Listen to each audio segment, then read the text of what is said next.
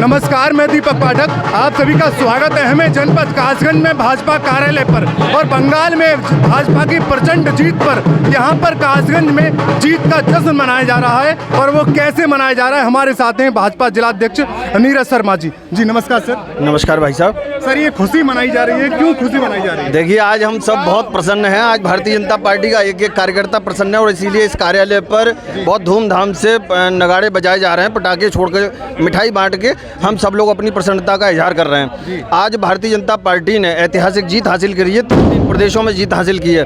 2/3 बहुमत हमने असम में प्राप्त किया और लगातार तीसरी बार जो असम में हमारी सरकार बनी है, ये कहीं ना कहीं भारतीय जनता पार्टी के नेतृत्व की जो क्षमता है उसको जनता ने जनादेश दिया है और उसकी स्वीकार्यता है। और बंगाल में जो ऐतिहासिक जीत प्राप्त हुई है वो भारतीय जनता पार्टी की लड़ाई नहीं थी, वो जनता की और ममता की लड़ाई थी, जिसमें जनता जीत गई है और ममता हार गई हैं। जनता ने ममता को भगा दिया है और बंगाल में अब एक नया युग की शुरुआत हो गई है। भारतीय जनता पार्टी का युग शुरू होगा। ममता दीदी ने अपने कार्यकाल में जो सनातन संस्कृति का जो जितना अपमान हो सकता था वो किया और उसका परिणाम उनको आज भुगतना पड़ा है। आज जनता ने ममता को भगा दिया है। इसी प्रकार जो पुडुचेरी है वहाँ भी हमारी सरकार बनी है। पूरे देश में उत्तर से दक्षिण तक, पूरब से पश्चिम तक भारतीय जनता पार्टी का कमल खिला है। और मैं इस अवसर पर यही कहना चाहूँगा कि एक बार देश के पूर्व प्रधानमंत्री अटल बिहारी वाजपेयी जी ने कहा था, इस देश में जब कांग्रेस मजाक बना रही थी तो आज कांग्रेस भी जीरो पर जैसे सिमट गई है। तो सूरज निकलेगा, अंधेरा छटेगा, कमल खिलेगा। आज कमल खिल गया है और पूरे भारत में कमल खिल गया है। भारत माता की जय। भारतीय जनता पार्टी जिंदाबाद। भारतीय जनता पार्टी जिंदाबाद। भारतीय जनता पार्टी जिंदाबाद। ये सब भारतीय जनता पार्टी के कार्यकर्ताओं की जीत है। धन्यवाद सर।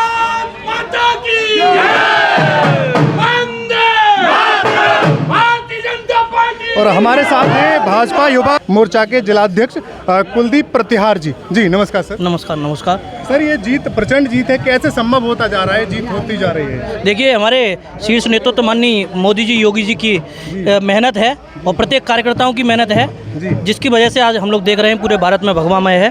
तो बस इतना ही। हमारे वरिष्ठ जन जो हमारे मार्गदर्शक पार्टी के वरिष्ठ जितने रहे थे, ये सब उनका त्याग है और ये उनके त्याग की जीत है। हमारे साथ हैं अभी MLC रजनीकांत माहेश्वरी जी। और ये जीत कैसे संभव होती जा रही है, अभी हम पता करेंगे। सर जय श्री राम। जय श्री राम। सर, ये जीत संभव होती जा रही है लगातार, ये कैसी होती जा रही है सर? ये जीत का सिलसिला तो चलता रहना चाहिए जी। इससे पहले हम 21 राज्यों में भारतीय जनता पार्टी NDA सरकार की सरकार थी, आज 22 में हो गई जी। वो तो 23 में भी हो जाती जी। लेकिन उसके पीछे कारण यही है कि जिस मुस्लिम लीग के कारण पहले देश का विभाजन हुआ, जी। आज कांग्रेस उसी मुस्लिम लीग के साथ जी। केरला में सरकार बनाने का दावा पेश करती है। जी। कहते हैं कि पुरानी बात कि हम नहीं सुधरेंगे। आज भी कांग्रेस उसी दशा में इस लाइन पर चल रही थी। उसी का परिणाम था कि कांग्रेस बंगाल से छिटक गई और उसके बाद में इसी लाइन पर ममता बनर्जी चली तो ममता सरकार भी वहाँ से चली गई। मेरा ये कहना है कि आज मानवीय दृष्टिकोण के आधार पर अगर भारतीय जनता पार्टी और उसके कार्यकर्ता राष्ट्र हित की बात करते हैं और राष्ट्र के सम्मान की बात करते हैं तो इनके पेट में दर्द क्यों होता है? आज बंगाल में जो ऐतिहासिक परिणाम आए हैं उसके पीछे भारतीय जनता पार्टी का धार्मिक स्वावलंबन भी है। और जो धार्मिक स्वावलंबन है वो किसी व्यक्ति विशेष का नहीं है, वो राष्ट्र की विचारधारा से जोड़ा जाता है। इसलिए मेरा कहना है कि इस विचारधारा पर जिस पर भाजपा चल रही है, अगर कांग्रेस चली होती तो कांग्रेस समाप्त नहीं होती। इतना ही मुझे कहना है, इसके अलावा कोई और प्रश्न हो तो आप पूछ सकते हैं। सर, अभी क्या लगता है उत्तर प्रदेश में अब सरकार जो आएगी वो किसकी सरकार आएगी? इसमें कोई पूछने की बात नहीं है।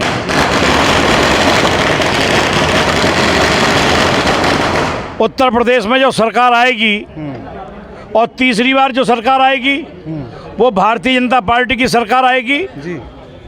और योगी जी के नेतृत्व वाली सरकार आएगी। इसको कोई रोक नहीं सकता।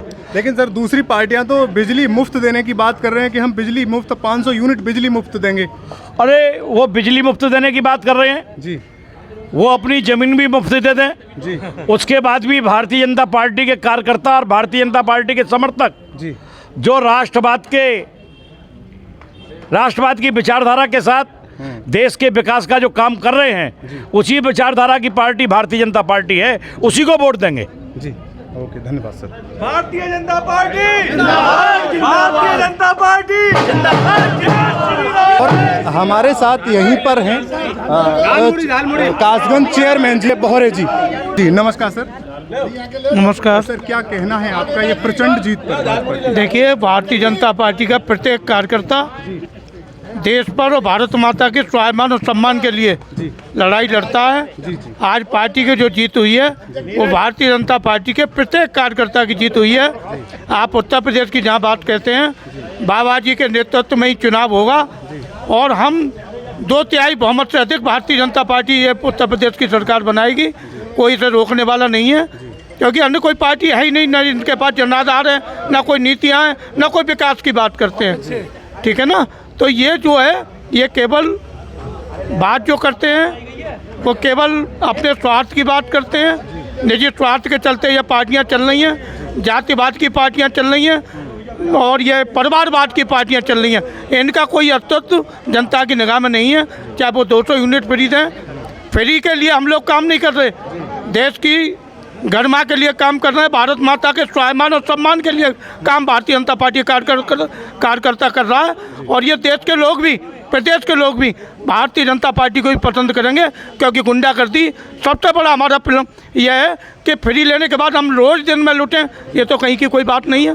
गुंडागर्दी खत्म हुई है, माता बहनों की इज्जत सुरक्षित हुई है।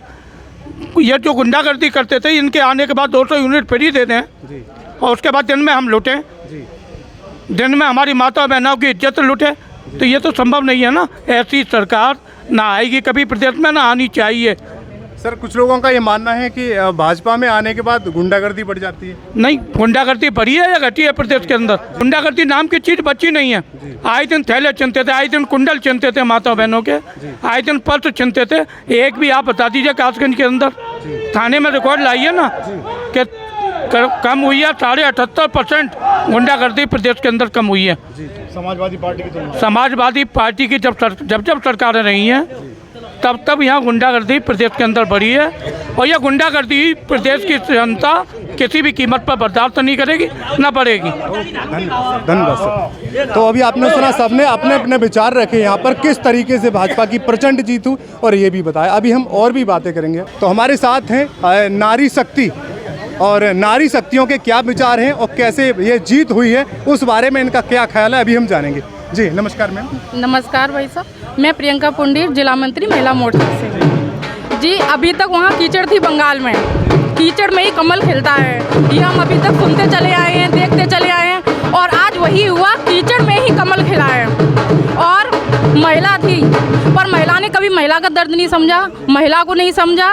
और आज देखिए वहाँ, अब देखिए हमारे यहाँ पर योगी जी है सीएम, और ये बताइए महिला नहीं है, पर फिर भी कोई महिला की वो नहीं है, महिला हमारे यहाँ सुरक्षित है। और ठीक है, 33% जो आरक्षण की वो चल रही थी, जो सारी जगह वो हो रही थी, उसी का है, और भगवा लहरा है और हमें हर जगह ले रहेगा। मैम नमस्कार। नमस्ते। आपकी परिचय दे दीजिए एक बार। मेरा नाम विजय लक्ष्मी कश्यप है, मैं भाजपा से जिला मंत्री हूँ, मेन बॉडी। तो क्या राय है आपकी अभी? ये ममता जो राज्य था ये ख़त्म हो गया। अच्छा। क्योंकि ममता के राज्य में पुलिस ममता की, शिक्षक ममता के, एडवोकेट ममता के, गुंडे ममता के। अच्छा। तो जब भी भाजपा मैदान में उतरती थी वो उनका बुरा हाल करवाती थी। कई बार आपने देखा होगा मार पिटाई करवाती थी, लेकिन इस बार उसकी नहीं चलेगी। लेकिन अब जब उससे एक एक अपने दर्द का बदला लिया जाएगा, क्योंकि उसने जो हम लोगों का हाल किया है, वहाँ के लोगों का, पश्चिम बंगाल का हाल इतना बुरा हिंदुओं के साथ हुआ था, अब वहाँ सर्व समाज के लिए भाजपा काम करेगी। और ममता दीदी के पेट की दवाई, दर्द की दवाई भाजपा लेके आई कमल के जरिए। ओके, धन्यवाद जी। नमस्कार। स्नेहलता शर्मा, मंडल उपाध्यक्ष। मुझे बहुत खुशी हुई जो ममता हार गई हैं और अपना बीजेपी जीता है। जिंदाबाद जिंदाबाद। आपने सुना महिला शक्ति ने कैसे महिलाओं के बारे में, ममता दीदी के बारे में कैसे उन्होंने बोला। और यहाँ पर नीरज शर्मा जिलाध्यक्ष जी उन्होंने अपने विचार रखे और यहाँ के कासगंज चेयरमैन बोहरे जी उन्होंने अपने विचार रखे किस कदर। और यहाँ पर जो MLC रजनीकांत माहेश्वरी जी उन्होंने अपने विचार रखे और किस किस तरीके से। और आपको कैसी लगती है ये प्रचंड जीत है, ये हकीकत में आपको अच्छा लगा, कैसा लगा, कमेंट में एक बार आप ज़रूर बताएंगे और हमें बहुत अच्छा लगेगा। अगर कोई भी सवाल करना चाहते हैं हम सवाल का जवाब देने की कोशिश करेंगे। जय हिंद, जय भारत, नमस्कार।